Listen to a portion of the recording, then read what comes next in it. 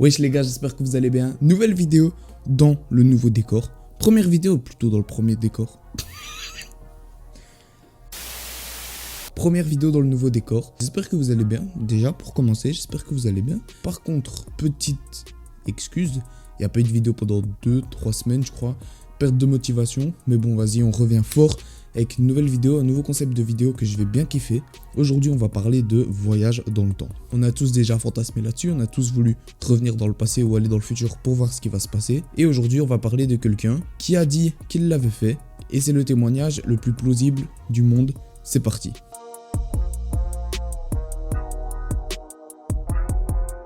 On va commencer par parler de la base, un message hyper chelou sur un forum. Faut savoir qu'au début des années 2000, internet c'était pas comme maintenant, on pouvait pas tout trouver en un clic, etc. Mais ce qui était à la mode à ce moment-là, c'était les chats IRC. Moi non plus, je savais pas ce que c'était, mais j'ai fait mes recherches et en gros c'est ça, ce que vous voyez dans votre écran. C'est là-dessus que les gens parlaient il y a très longtemps. Enfin très longtemps, il y a 20 ans quoi. Et là-dessus, il y a eu un message bizarre qui a été posté, je vais vous le lire mot pour mot. Le message a été posté par Time Travel-0 et le message disait: bonjour, je suis un voyageur temporel venu de l'an 2036, donc dans 16 ans, c'est pas très long. Je rentre chez moi après avoir récupéré un ordinateur IBM 5100 en 1975. Ma machine à voyager dans le temps est une unité de déplacement temporel à masse stationnaire fabriquée par General Electric. L'unité est alimentée par deux singularités positives à rotation maximale qui produisent un sinusoïde de type leurre désaxé. Donc en gros, on nous dit, le mec, il passe en 75 chercher un truc, un IBM 5100, on y reviendra après, et il passe en 2000 nous dire qu'il a fait ça. Assez chelou le truc, mais on va aller encore plus loin. Parce qu'en fait le mec, il est complètement ouvert à la discussion, et il va aller jusqu'à publier les plans de sa machine à voyager dans le temps. On pourrait croire à un prank, une blague, mais c'est pas trop répandu à ce moment-là. Et surtout, tout ce qu'il dit, c'est crédible. En gros, sa machine, elle se compose de deux mini trous noirs. Assez chelou à dire comme ça, mais c'est possible.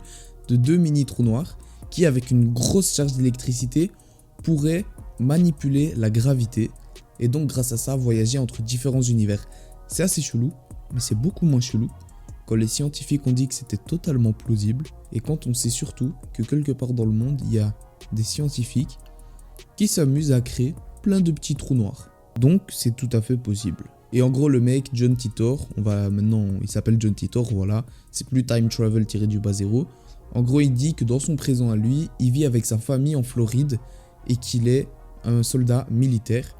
Et en fait il nous dit qu'il a été envoyé en mission dans le passé pour récupérer un ordinateur IBM 5100. Et c'est quoi déjà un IBM 5100 ? En gros, c'est un, si pas le premier ordinateur portable du marché. Ok, on s'en fout. Et ça nous dit pas pourquoi il est venu le récupérer.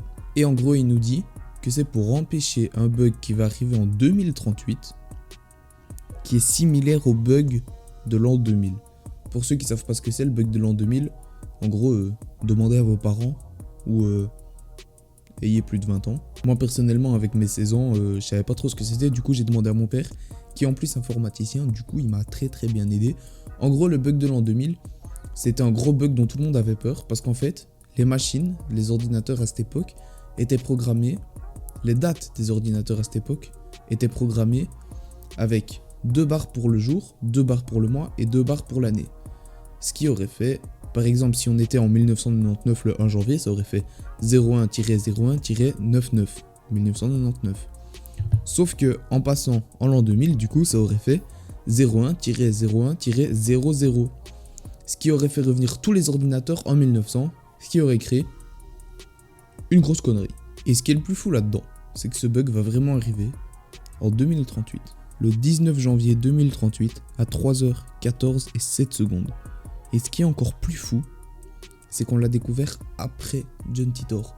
Et ce qui est encore plus fou, c'est que c'est une fonctionnalité qui était cachée dans l'IBM 5100 et donc presque impossible à savoir. C'est assez plausible que le mec soit revenu dans le passé pour le chercher et pour empêcher le bug de 2038. Et comme je vous l'ai dit, John Titor était ouvert à la discussion, et donc en parlant un peu plus avec tous les internautes qui voulaient démasquer ce fameux John Titor Time Travel-0, et ben le mec il a donné plein de prédictions sur ce qui allait arriver dans le futur. Ça peut paraître assez chelou parce que dans les films on nous a toujours dit que si tu revas dans le passé et que tu dis ce qui va se passer dans le futur et que tu changes des choses, ça va tout niquer.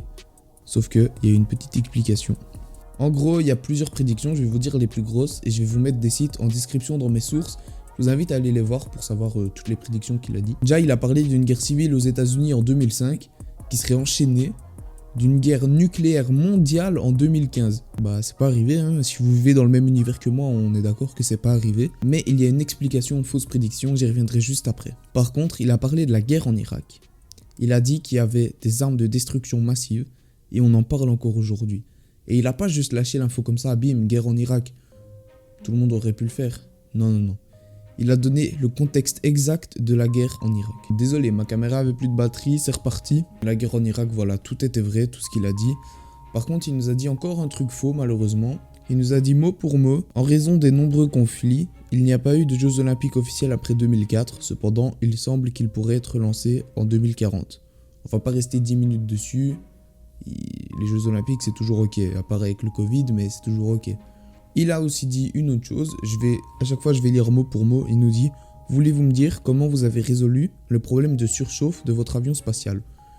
Là on pense qu'il faisait une allusion à la navette de Columbia 2003 qui s'était désintégrée à cause d'un problème à l'aile gauche, mais encore une fois on n'est pas sûr. Il nous a aussi dit, donc toujours en 2000, que la Chine allait envoyer le premier homme en orbite. C'est fait aussi. Donc moi je m'arrête là pour les prédictions, il y en a encore quelques-unes, mais je vous invite à aller voir dans les sources que j'ai mis en description, parce que je vais pas toutes les dire, ce serait assez chiant. Je vous ai dit les plus grosses, on va dire. Et donc là, je vous ai dit qu'il y avait une explication pour les fausses prédictions. Donc je vais vous l'expliquer sans trop rentrer dans les détails, parce que sinon on va rester 2 heures dessus. Mais vous allez voir, c'est hyper simple sans rentrer dans les détails, vraiment. En gros, il nous dit que le voyage dans le temps, c'est pas trop comme on pense. Nous, on se dit que on va voyager 50 ans dans le temps, et ce sera exactement comme nous, on était il y a 50 ans, quoi, vous voyez. Sauf que pas du tout. En fait, c'est différents univers. Donc ça veut dire que si on voyage 20 ans dans le passé, ce sera un autre univers que le nôtre et les univers seront différents à 2%. Ce qui fait que les fausses prédictions se sont sûrement vraiment passées dans son propre univers du coup et que grâce aux 2% de différence, nous ça s'est pas passé. Je dis grâce parce que je pense par exemple à la guerre civile et à la guerre nucléaire mondiale. On est bien content que ça se soit pas passé. Bref, donc ça c'était l'explication des fausses prédictions. Maintenant que vous compreniez mieux le délire, je vais donner mon avis et je vais dire ce que j'en pense. Déjà, je vais pas utiliser des mots scientifiques et tout parce que je suis teubé et du coup ça va pas le faire. Moi je pense que c'est vrai, que ça s'est vraiment passé. J'espère en tout cas que c'est vrai parce que voyage dans le temps c'est un peu un fantasme, le fantasme de tout le monde. Il y a rien qui nous dit que ça s'est pas passé. À part qu'on n'a pas encore découvert la technologie entre guillemets pour faire ça nous-mêmes. Mais si les 2% de différence n'impactent pas ça, en 2036 on pourra le faire. Et peut-être que sûrement qu'on peut déjà le faire, c'est possible et que c'est pas encore vendu au grand public on va dire. Tout concorde parfaitement, il a des explications pour tout. Donc soit le gars c'est un putain de génie qui a fait un gros mensonge hyper bien fait et tout, parce que tous les plans sont ok, nanana, et il a disparu d'un coup. Donc il a fait ce mensonge et tout pour rien, on a parlé de lui, on en parle encore aujourd'hui, mais le mec il s'est jamais révélé, il a disparu d'un coup. Donc je trouve que ça sert un peu à rien de mentir là-dessus. Donc moi je pense et j'espère que c'est vrai. N'hésitez pas à me dire ce que vous en pensez dans les commentaires. En tout cas moi je vous laisse là-dessus, on se capte à la prochaine pour une prochaine vidéo. Salut tout le monde.